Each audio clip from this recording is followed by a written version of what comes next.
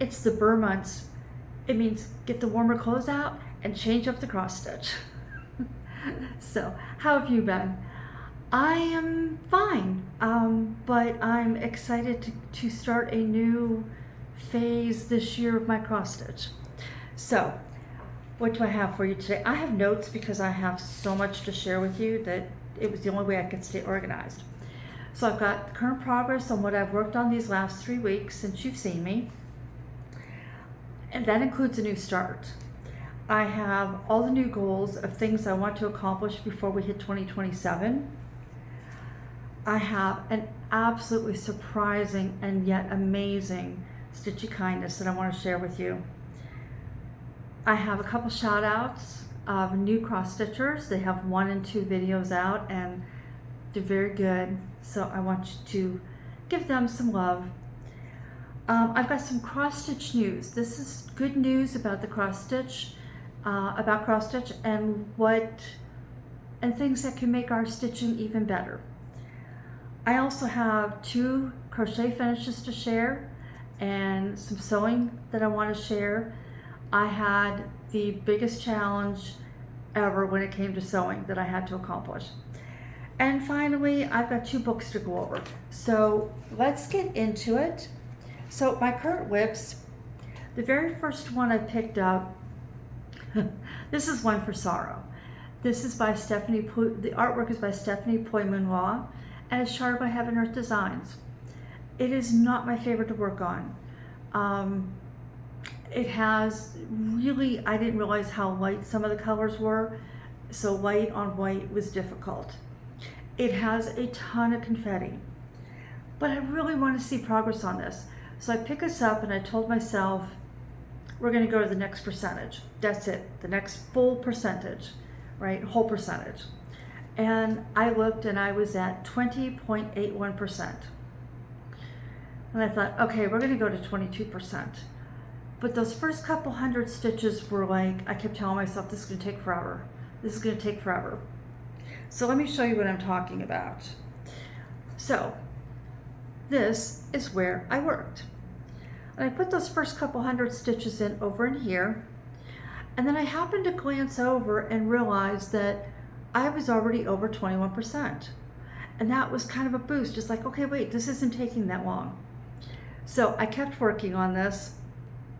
I put in 1,486 stitches, bringing this to 22%.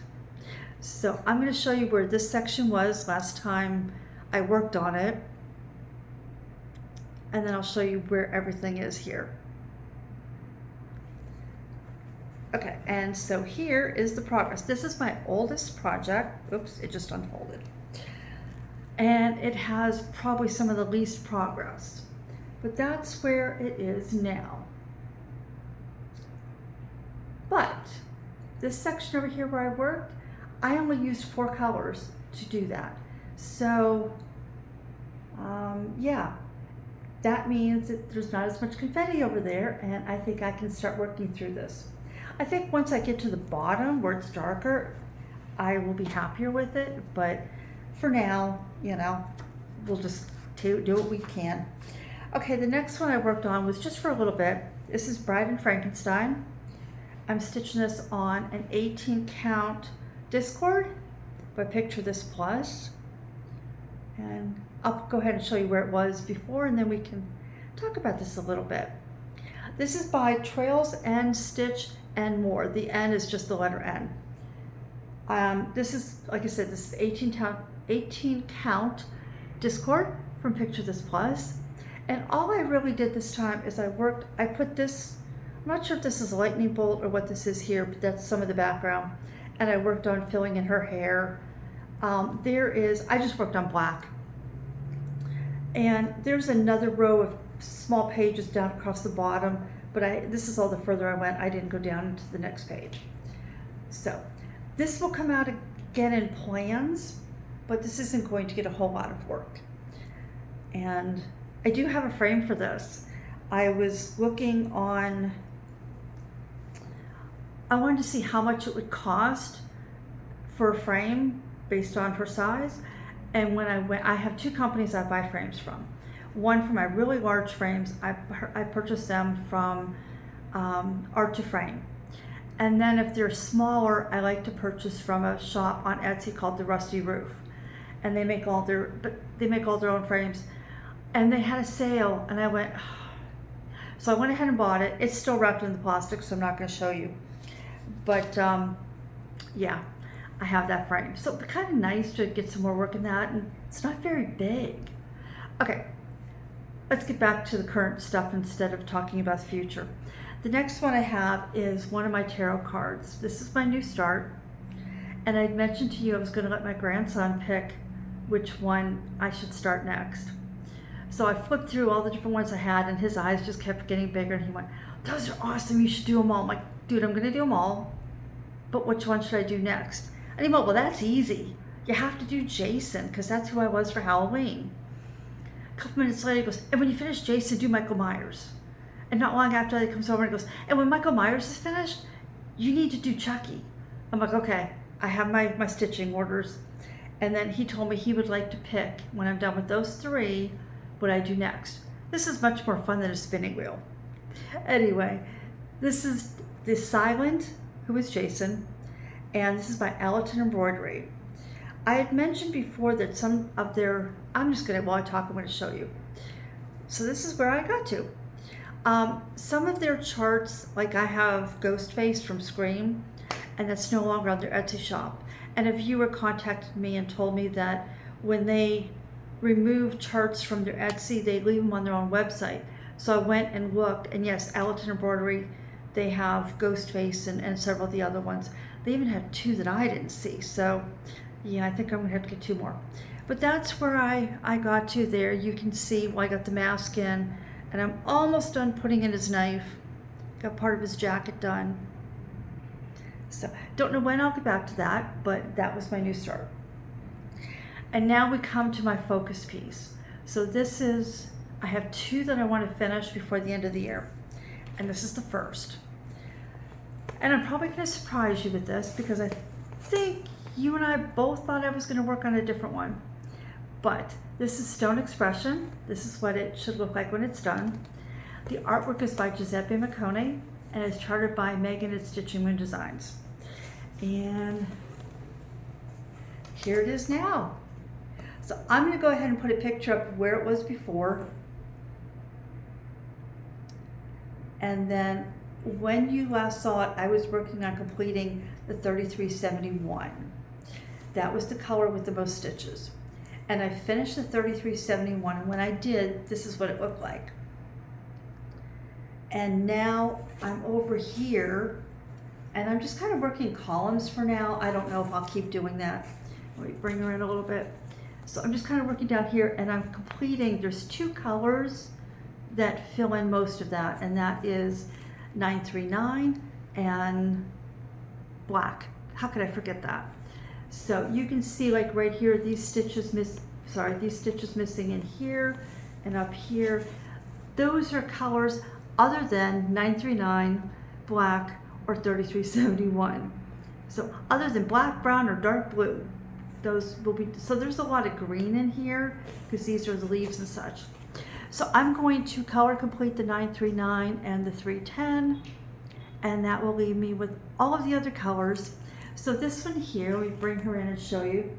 This one, I am stitching on a 20 count even weave that I dyed myself. I was at 49, let me pull her back, 49.48%, sorry, I gotta check my notes. I'm now at 64.66%. And in the last 3 weeks, I added 15.18% by adding 14,350 stitches. So that's, it is so hard to get this whole thing in here, but that's where she is now.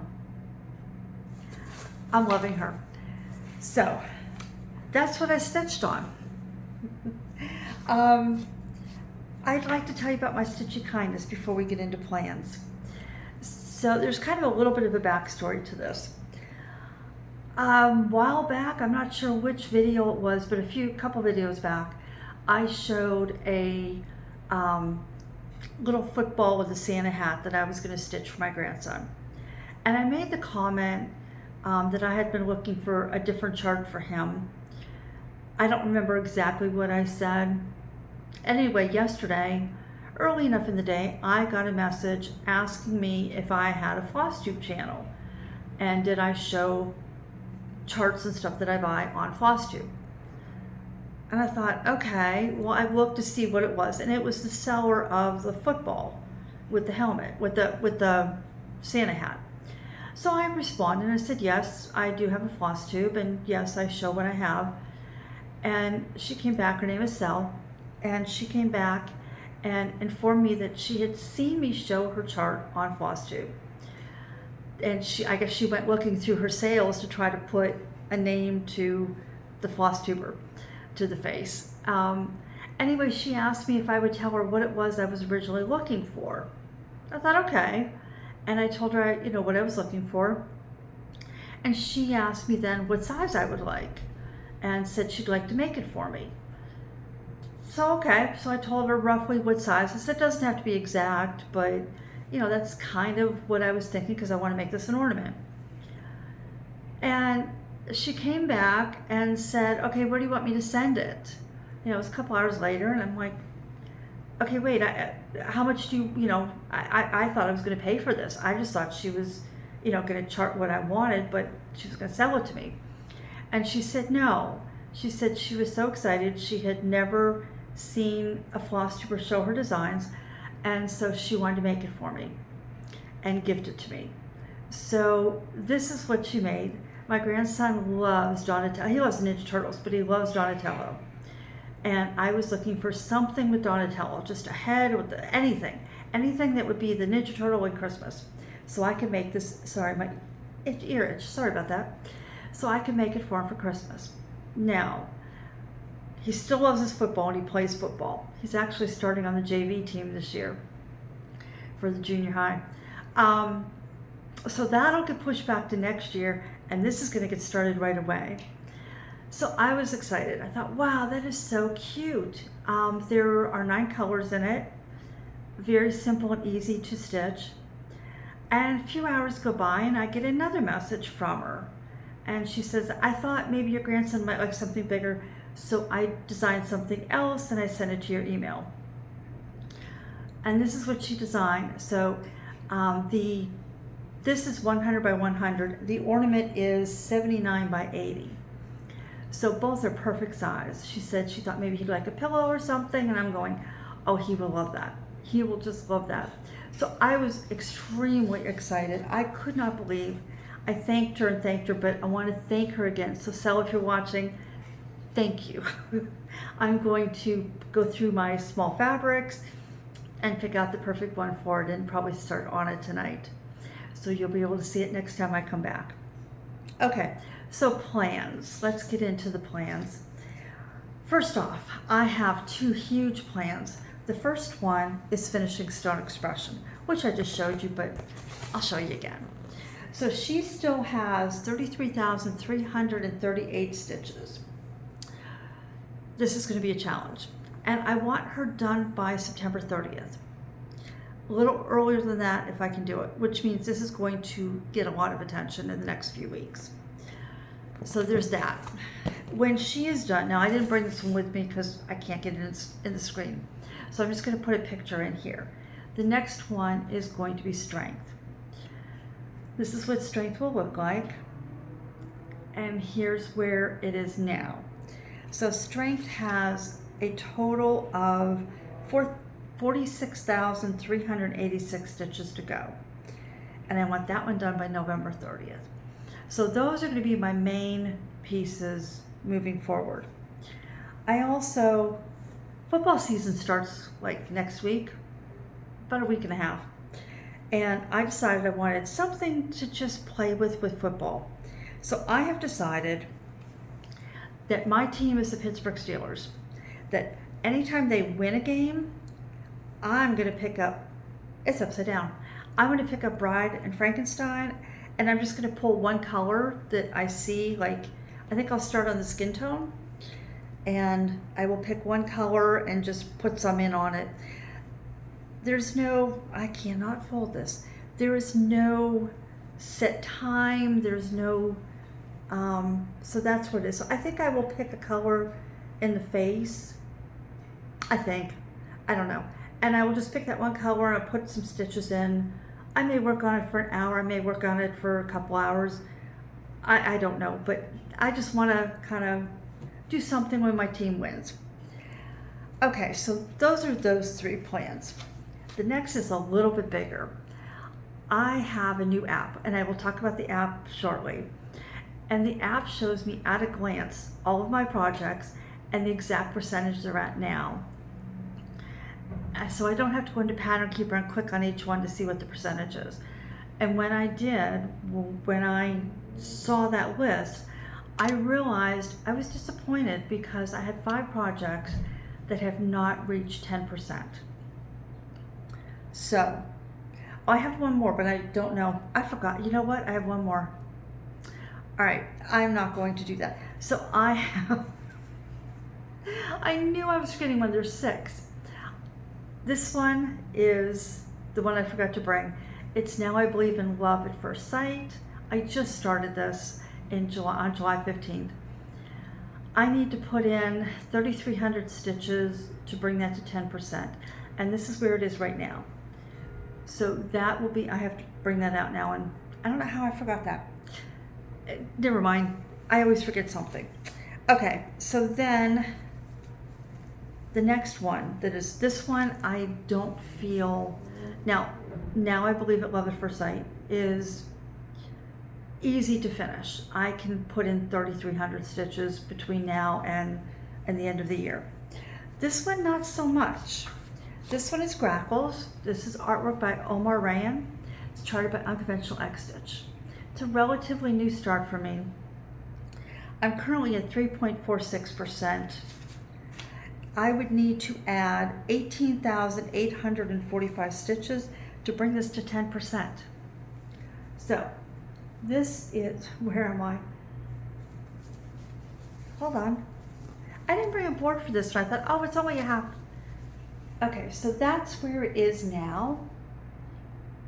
And I don't know where I will go. I really want to see more of that bird, but yet I'd like to fill in more of the background too and get that done. So I don't believe I will get 18,000 stitches on this, but anything to bring it up closer to that 10% would be good. Okay, the next one I have is Masquerade. This is artwork by Christopher Lavelle, I'm not sure, charted by Unconventional X-Stitch. Grackles is on 18 count Aida. This one is on a 16 count that I dyed myself. I'm doing background removed. And here's where it is. So I'm peeking around the fabric. I was filling in the 939, which basically outlines everything. But I'm bored, and I knew I would do it in sections.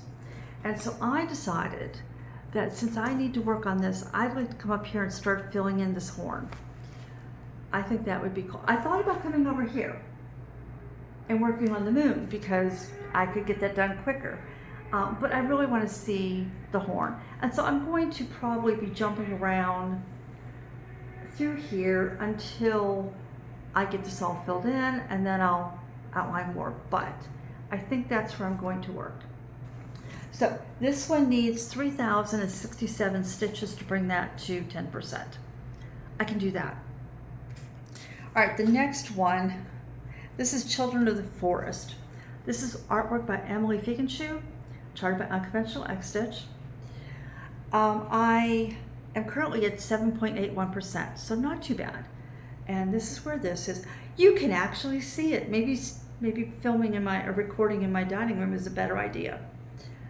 So I need 4,106 stitches in order for this to reach 10%.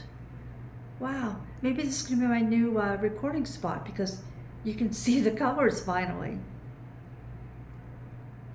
Okay, so that's that one. Then I have Moonrise Whisper. This is Moonrise Whisper. This is artwork by Jennifer Taylor. This is one of 2 pieces of hers that I have on the go currently. This is charted by Contemporary Cross, and I'm stitching this on a 20 count Aida. I'm stitching all of my pieces by Jennifer Taylor on 20 counts so that they'll all look very similar. And this is where I am. And yeah, you can see more of those colors now. Okay, in order to reach 10%, because I'm only at 3.6, I need 11,515. I don't see that happening, but I think what I'm going to do is come over here and grid some down here and try doing another column. I was going to go all the way down, but maybe I'll just do another column up there. One or the other, that's just what I'm feeling at the moment. So there's that one. Then finally, the last one that has not reached 10% is Arrival of Spring. This is artwork by Natasha Chora, charted by Unconventional X-Stitch. And this one here is currently, sorry, let me get my note.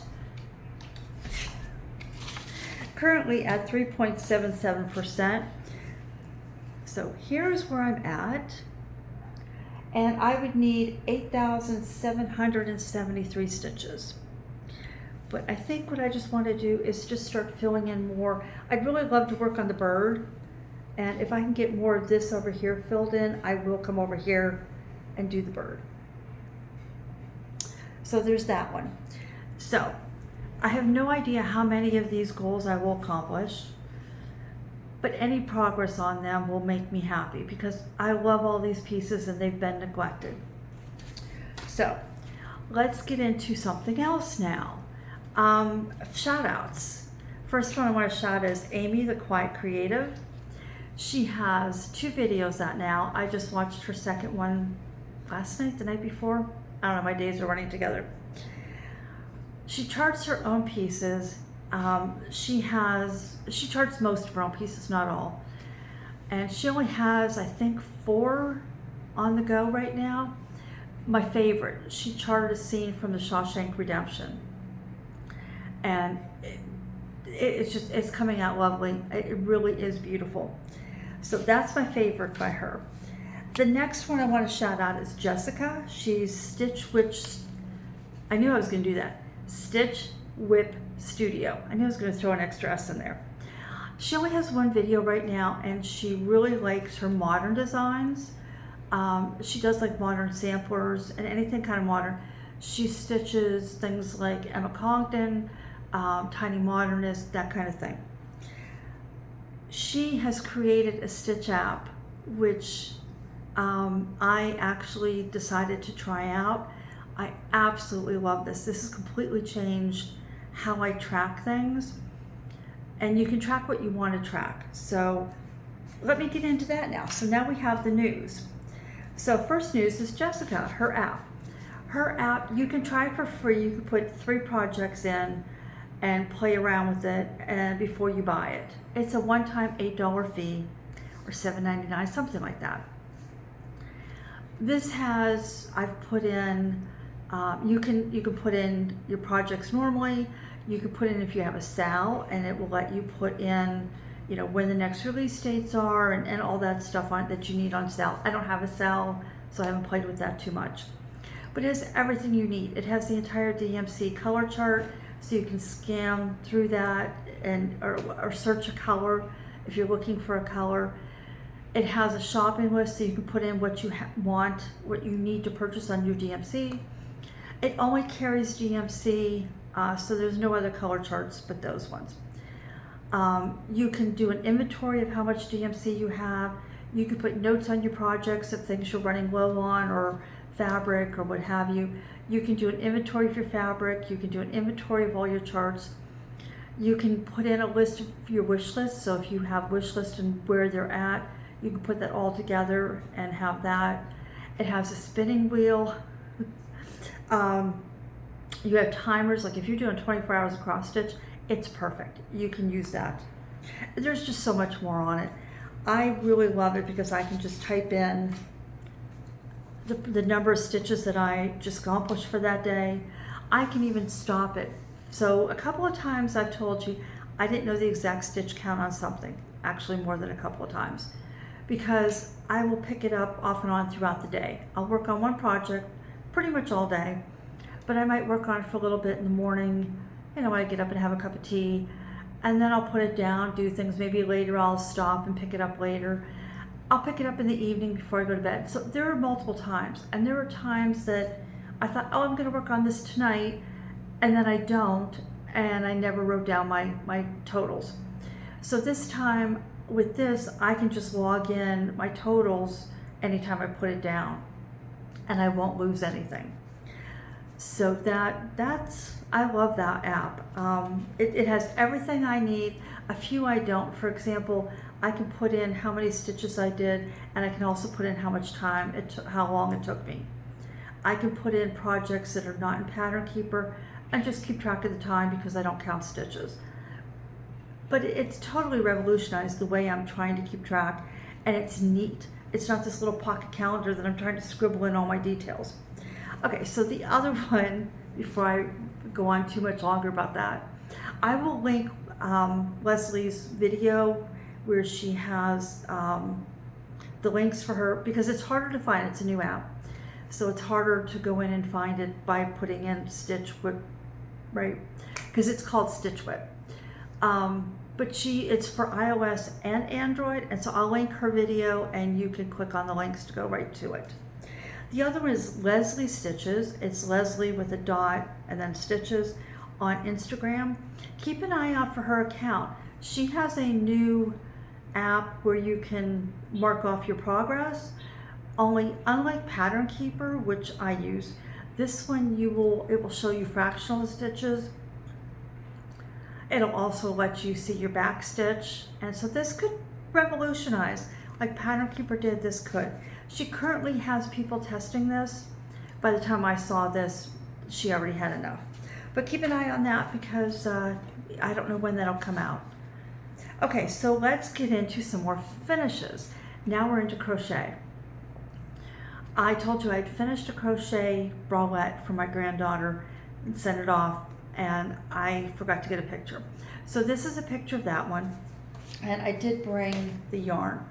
So this is a cotton sock yarn by Yao, Y-A-O-U, and I got that. Let's see if I can get the glare off of it. Yeah, I think you can kind of see that. There you go. I got this off Hirschner's. This is, you have to hand wash this fabric, and she didn't care. She wanted this fabric.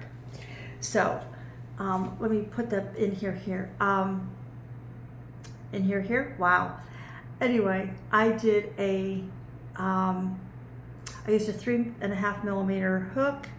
I did single crochet on the cups, and then the rest of it I went ahead and used a 3.5 millimeter, but she wanted me to do a shell stitch, so she had open work. And then we did a long, I'll show you on the other one, kind of. And so that's hers. My youngest granddaughter, I finished hers. She told me she didn't like crocheted clothing, that she found them itchy, until she saw her cousin's bralette, and her reaction to it, I looked at her and I went, do you want one? And she's perfect. She went, if you're offering. So I knew her favorite color was black. Oops, excuse me, let me reach here. And so I used this Bernat Softy cotton, and this one is washable, and I'm not sure, let me see here. It's got, yeah, I'm not sure where it's going to tell me. Oh, here it is. It's 60% cotton and 40% acrylic, but it was soft enough she didn't find it itchy that she wanted. So here's hers. I did the same thing on her, on the cups. I did a single crochet with the 3.5 millimeter. I did a double crochet because she didn't want the open work and she wanted her midriff covered more. So we did a double crochet, and I did that in a 4 millimeter. And then, but she did like the bottom of her cousin's, that shell stitch. So she asked if it was possible for me to put a shell stitch as the last row. So we did that as well. And here she is wearing her bralette. And then the back, please ignore her bra straps, but you can see we brought it down and we kind of laced it like a shoe. So we have one strap from each cup, and then as it comes down, we laced it like you would lace a shoe, alternating from side to side, and then she can just pull it tight to close it. And that's how I did the oldest granddaughters too. They both thought that something tied at the back of their neck would be annoying. Now we did not use pattern for this. I kind of made this up as I went. And if you're curious in how you can do something like that, it is so easy to personalize. I handed the girls my tape measure, and I had them put the tape measure on the center of their nipple and then bring it down to the bottom of their breast, so I knew how much from top to bottom, from the center to the bottom. And then I stitched that, and then I came back and went back into that single chain on both sides. So okay, let me see if I can. So you do the chain here, then you turn it, and you go back into the chain, add a stitch, come back up and add it on that side of the chain. And after that, you're just going back and forth.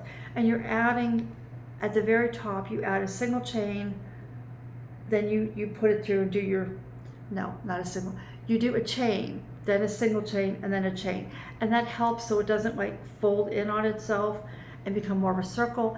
It also gives you that elongated to get the cup. So that's how I did it.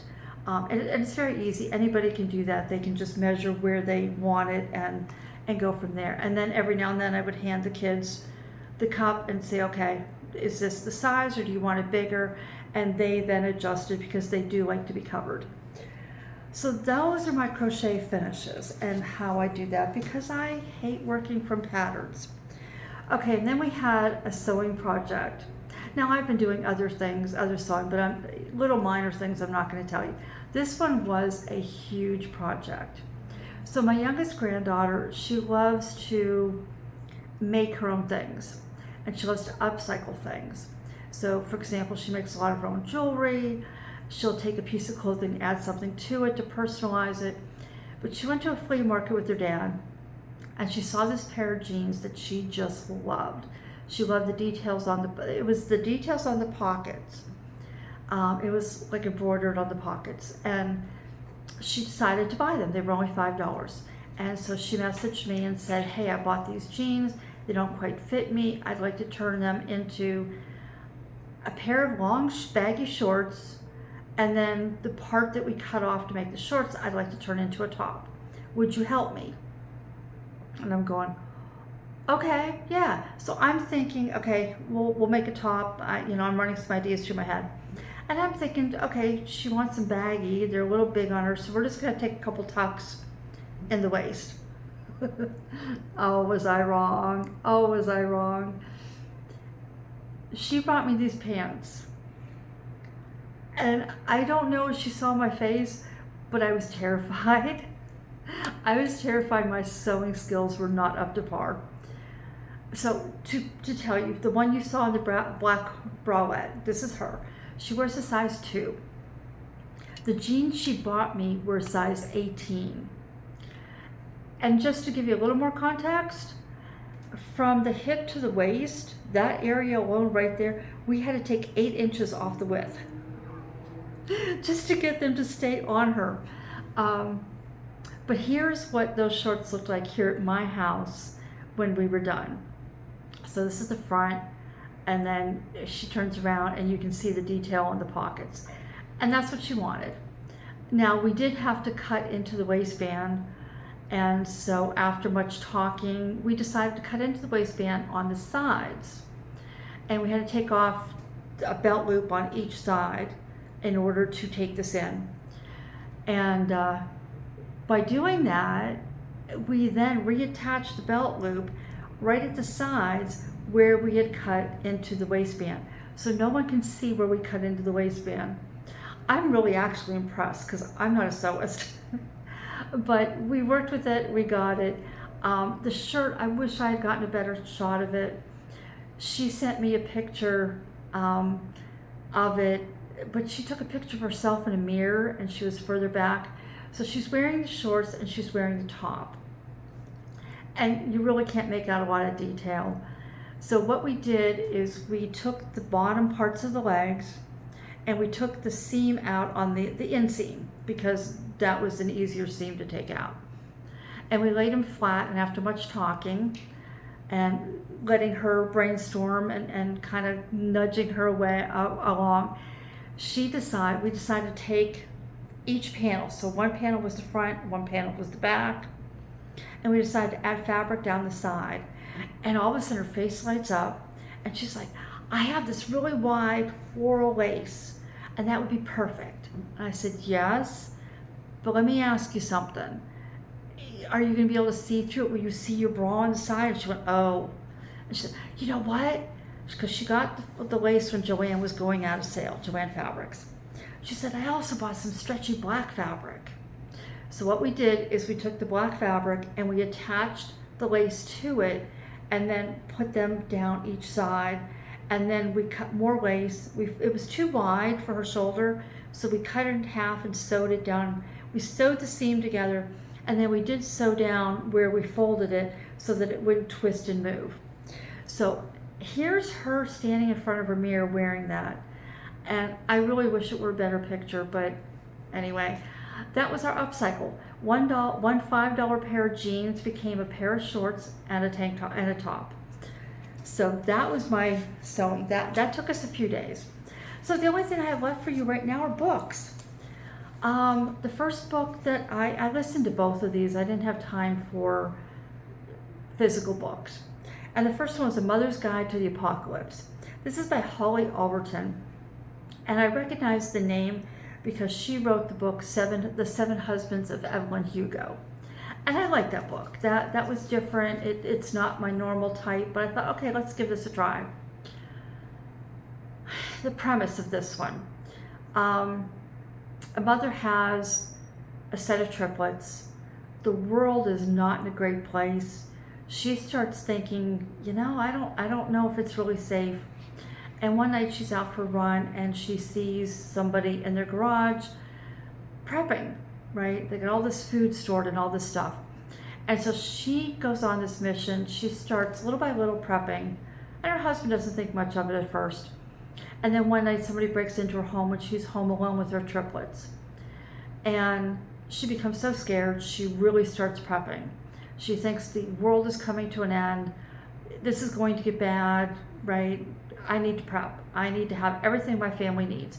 I need to protect these girls. And then we fast forward, and the girls are adults. They're 18, 20.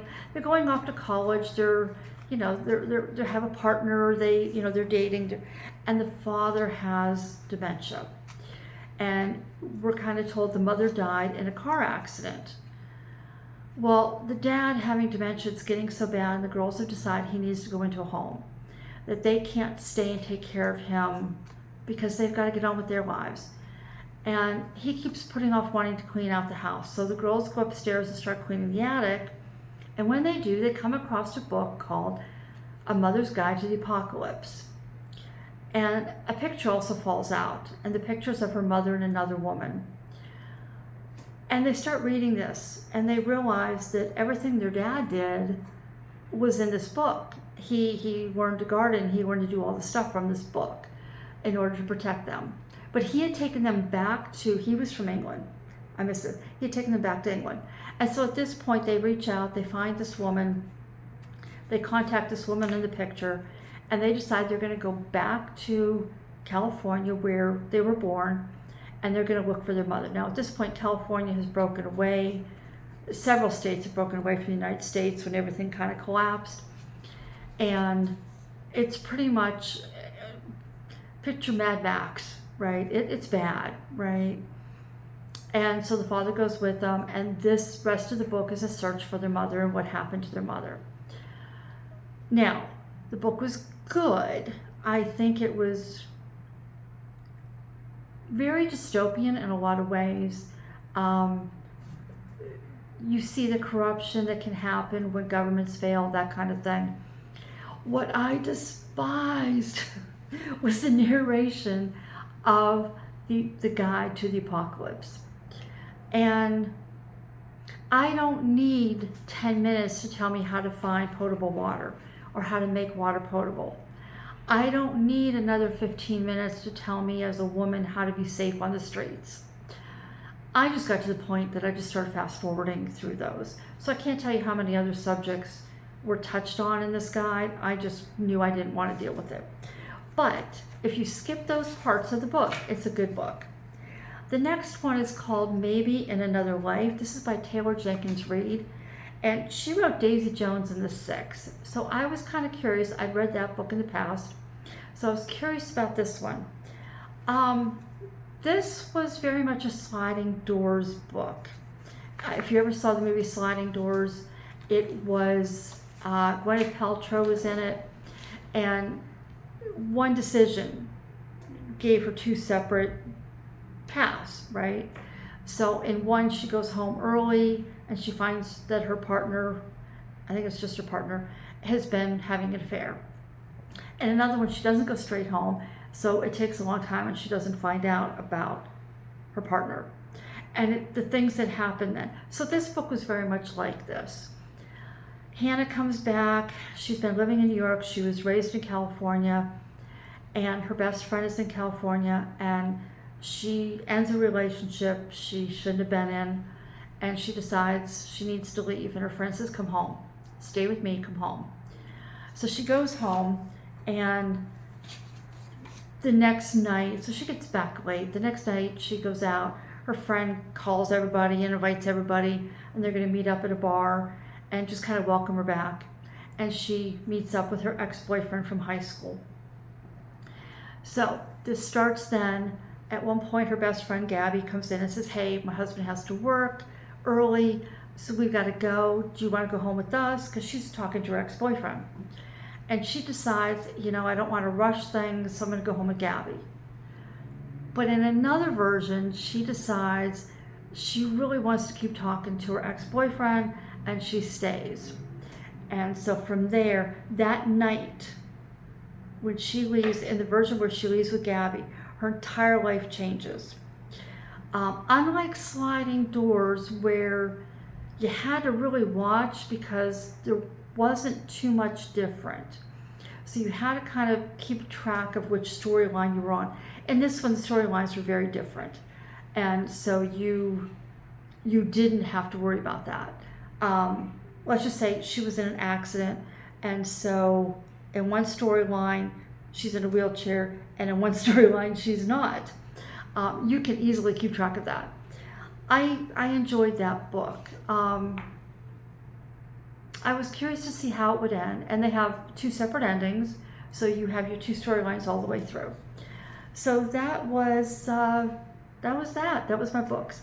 So what else? There's really nothing else crafty-wise to talk about.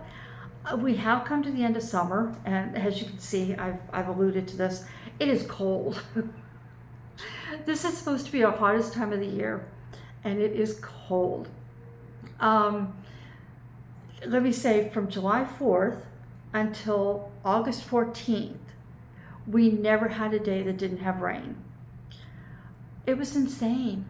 August 15th was and I know because we were all talking about it, was my grandson's birthday party, and he has a pool party at a community pool every year. And that day was the first day since July 4th that we didn't have rain.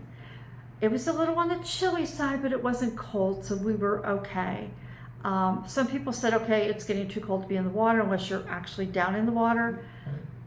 But the boys, let me tell you, those boys don't care. They love that pool. But now the kids are back in school, so I'm not watching the kids anymore. I did start working. I'm right now just working part-time until they have enough hours for me to work full-time. And so, yeah, I don't think there's much else going on.